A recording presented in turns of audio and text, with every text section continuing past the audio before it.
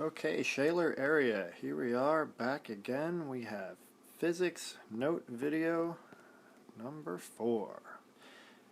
Today we are going to talk about mostly acceleration.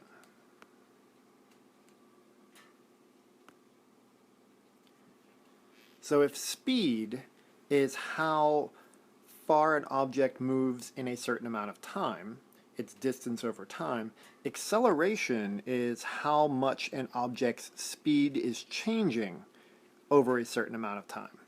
So here's a question about acceleration. Let's say we have Mr. Reagle's car and Mr. Reagle's motorcycle, and we want to figure out which one's faster. Well, it kind of depends on what you mean by faster. If you're talking about top speed, or are you talking about acceleration? So let's figure out what each is. So if Mr. Reagle's car can reach a speed of 60 miles an hour in 4.5 seconds and has a top speed of 165 miles an hour, Mr. Reagle's motorcycle can reach 100 miles an hour in 6.8 seconds but has a top speed of 145 miles an hour. So you could look at the top speeds and say that Mr. Reagle's car is the faster vehicle. But let's calculate acceleration and see if the bike doesn't have it beat in that department. So acceleration, the formula is acceleration is equal to speed final minus speed initial divided by time. So this is essentially delta speed. This is the change in speed.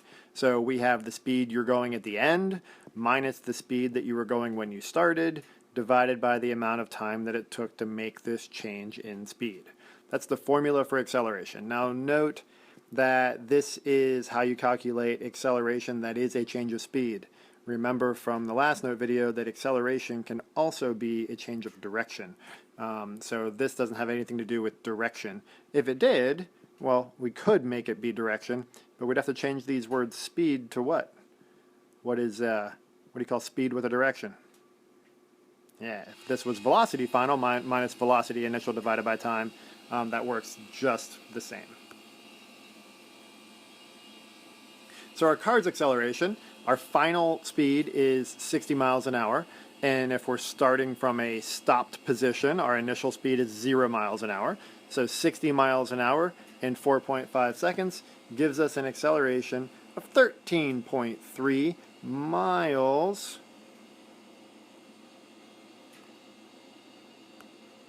there we go, per hour per second. Acceleration units will have a distance on the top and 2 units of time on the bottom. This is 13.3 miles per hour per second. Because if you look over here, to get to this point, we had to go from 60 miles per hour. So this is 60 miles over h. 60 miles per hour, all divided by seconds. If I wrote that out a different way, let's see, how do I make this happen? Use a good old whiteboard here. It would be miles per hour, and then all of that would be over second. So if you remember what we did in class when we had this mixed fraction situation, you take what's on the bottom and you do the reciprocal and then you multiply. So instead of having the s down there at the bottom, we can erase that. We would actually take that, we would flip it over and multiply. So you end up with miles on top, hour, seconds on the bottom. And that's why we have 13 miles per hour second. Our bike acceleration, on the other hand, can reach 100 miles an hour from a stopped position in 6.8 seconds. So if you do that division, it's 14.7 miles, again, per hour second. So if you compare the two accelerations, the bike is faster than the car as far as changing from one speed to another. The car is faster if you're talking about how fast you can make the object actually go. So it would all depend on your point of reference, I suppose. And what these values actually mean, in case you're stuck on what acceleration actually means. This would mean that for every second that I had my foot on the gas, or if I had the throttle turned on the bike, the car or the bike here would increase this many miles per hour. So from the stop in the first second of travel, I would be going, if it was the bike, 14.7 miles per hour. After the second of traveling, I'd be going 2 of these. I'd be going like 29.4 miles per hour. And then in the next second, I would add another 14.7. That's what acceleration means. All right, so here's another problem. This time we're going to figure out what the acceleration is of gravity. Because gravity is actually a form of acceleration. It's the force that's pulling down and making things accelerate. So let's say we have rain falling from the sky, and we're measuring its speed. And we see the raindrop move from a speed of 10 meters per second to a speed of 30 meters per second in just 2 seconds of falling. So what does that make the Earth's pull of gravity? Well, if we have a final speed, and we have an initial speed, and we have a time, then we can solve for acceleration. So 30 meters per second minus 10 meters per second divided by 2 seconds gives us an acceleration of 10 meters per second times second. There's a much easier way to write this, and it's the most common way of writing an acceleration. What would we get if we had second times second? We would have second squared. So when we talk about the acceleration due to gravity, this is a value that you're going to need to remember. And the acceleration due to gravity, the one we're going to use in class, is 10 meters per second squared. That is a rounded off value. That's not the actual value, but it makes the math calculation so much easier.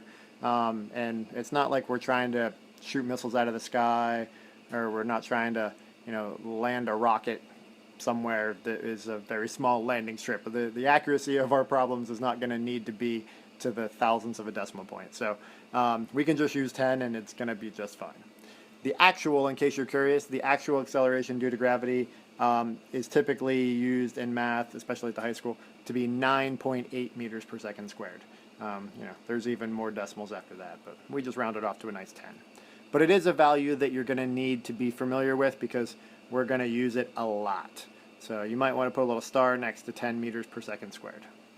Because in a problem that you need to use the acceleration due to gravity, I'm not going to give you this value in the problem. I'm going to say, the object is falling. So you're going to need to understand that that means gravity is pulling on it and the object is moving with this acceleration.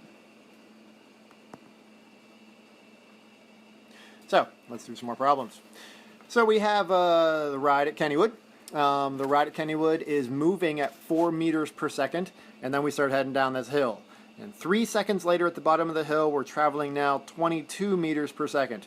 So we have increased a speed of 18 meters per second in just 3 seconds. 22 meters per second is about 50 miles an hour.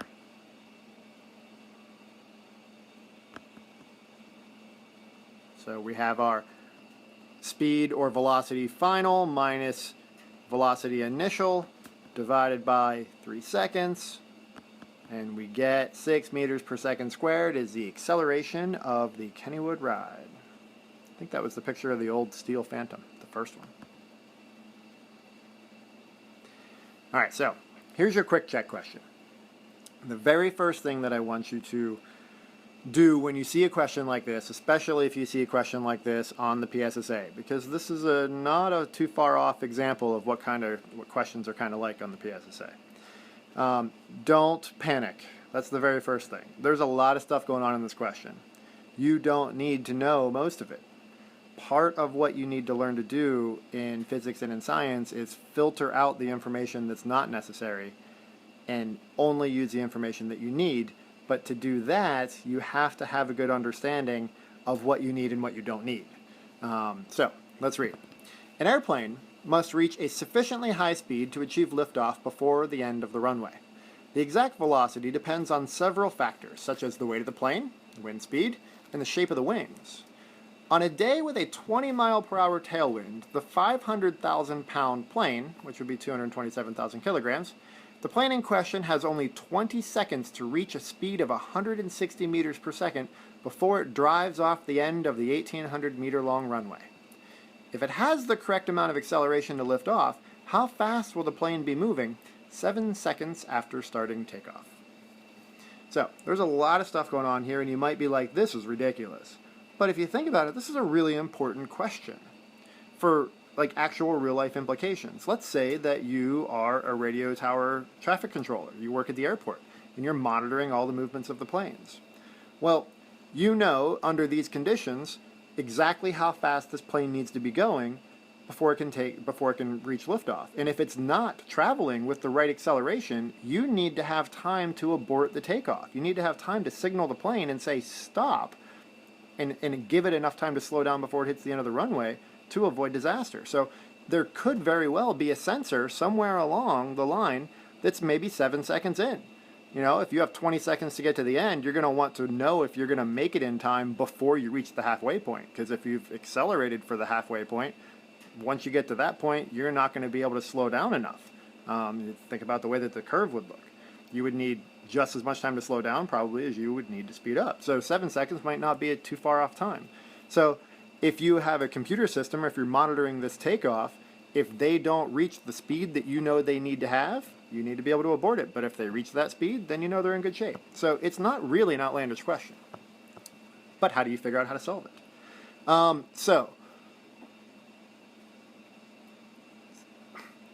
We want to know, I'm not going to walk you through the answer because it is the quick check problem. I want you to try to figure this out yourself. But always remember, look at what the question is asking for. So what is your answer going to be? Is your answer going to be a distance? Is your answer going to be a time? Is it going to be a speed? Is it going to be an acceleration? What kind of an answer should you expect to have in the end? Write that down. And then look at all the ways that we have learned to get that value. If it's a distance, we can use it if we know the speed and the time, for example, just by looking at those equations. And then see if those things are in the problem, the things that you need. And if they are, that's a nice, easy problem to answer. This one, I'm going to point out the information that you need to help you along your way. All of the information in this question is completely useless and irrelevant except for these three values. These are the three values that are important, the ones that you actually need to use in answering the problem. All of the other numbers here, you do not need to use to answer the problem. The other thing that you need to know is you need to know that this is a two-step question. You cannot solve this problem in 2 steps. You're not going to be able to put stuff down on paper, do the math, and have the answer. What that means is you're going to have to do like 2 different math problems. So that means to actually get the answer to the question, you're going to need to derive a value that's not actually given to you. It's not one of these 3. So you're going to need to use some of these numbers to make a new value and then use that value to solve the problem. It's a multi-step problem. So read it, think about what you need, work your way backwards, try to figure out how to get to the things that you need. And that's what physics is all about.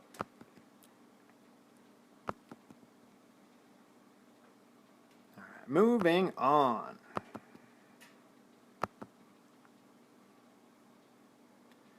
So you did really well at the distance over time graphs. You picked up on those. Awesome. Nobody had any problems with those.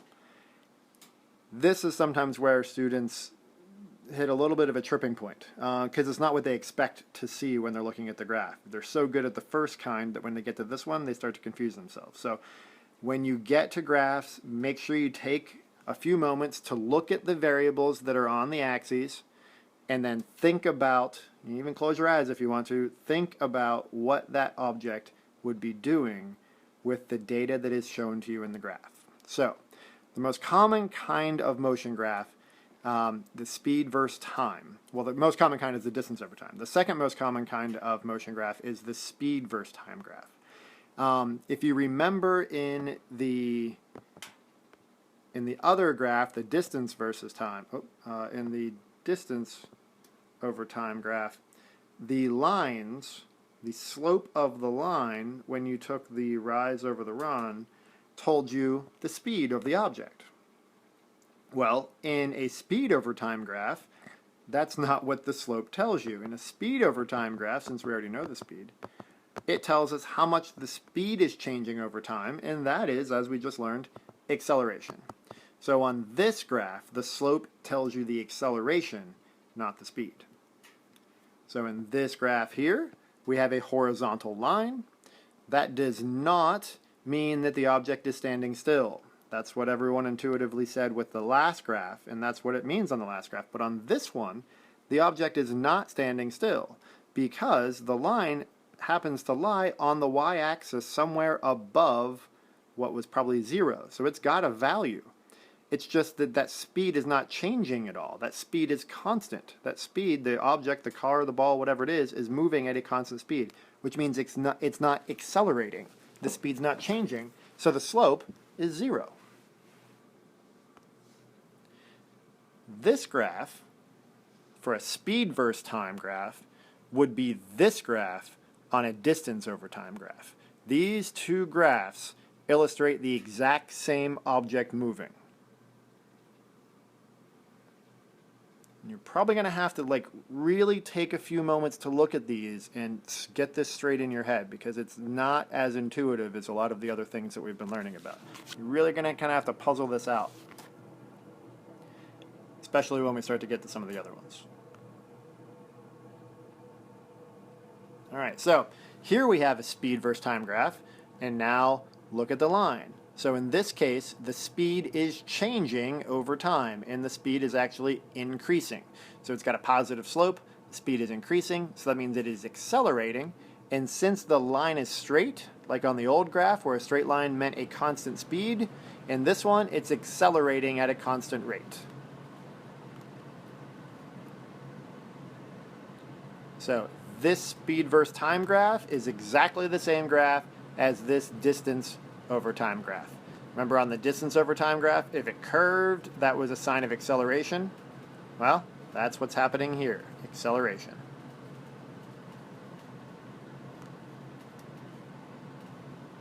Here we have a speed over time graph with a downward or a negative slope. So what would this mean? Well, that would mean at the beginning of time collecting, the object was going fast. It was really high on the y-axis, and then over time, the speed was decreasing. So this would be a graph showing an object slowing down.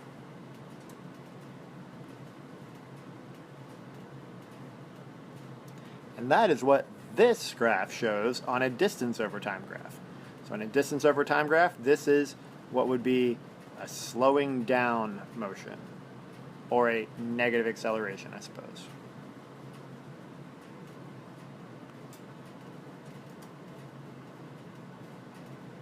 All right, so let's put some of this graph understanding into a real-life situation. So let's say we have data on a couple of people on the swim team. So we have a couple of Shaler Sea Dogs. This is their data, and which swimmer is faster off the starting blocks? Well, it's speed over time. So in this case, faster off the starting blocks is going to indicate who can accelerate the fastest. So it's going to be the one with the steeper slope. So swimmer A comes off the block faster. Which of the two swimmers reaches a higher top speed during the race? Well, speed is indicated on the y-axis. So which one has a line that climbs farther up the y-axis? Well, if we draw a line here, it wasn't too bad. It wasn't the straightest line, but it's not too bad. They actually are at the exact same point. So in this graph, both swimmers have exactly the same top speed, but since A accelerates faster off the line, A would win every race if that was the case.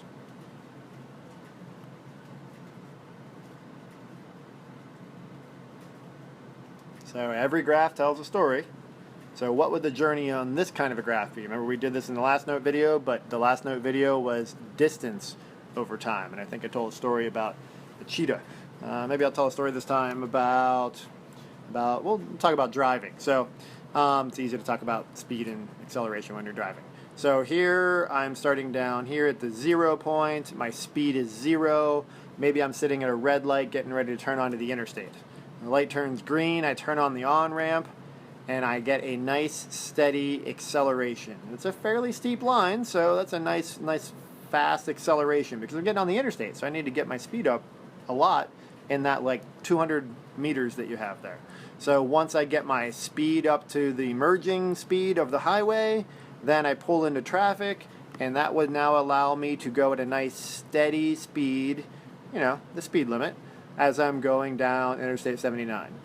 But I start coming up on a Mack truck, and the Mack truck is going slower. So I would like to pass up the Mack truck, and I got some cars behind me, so I don't have a whole lot of room to work with. So I hit the gas and accelerate a little bit more, pull out into the left lane, speed up, get past the Mack truck, and then I see, oh, there's my exit. So once I'm a safe distance past the Mack truck, I put on my turn signal, pull back into the right lane, put on my turn signal again, get on the off-ramp, and as I'm going down the off-ramp, there's a light at the end, so I gradually slow down until I get to the light at the end and stop at the red light.